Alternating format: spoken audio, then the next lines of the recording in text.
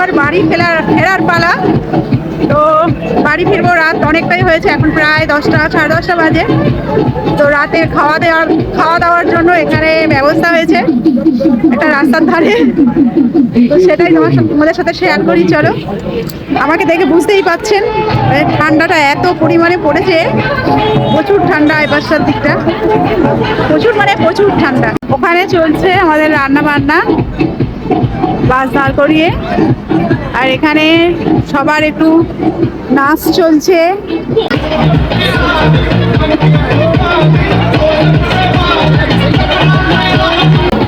বেগুনির জন্য বেগুন কাটা হচ্ছে, ওখানে আম কাটা হয়েছে, চাটনি হবে, তারপর কি হবে জানি না।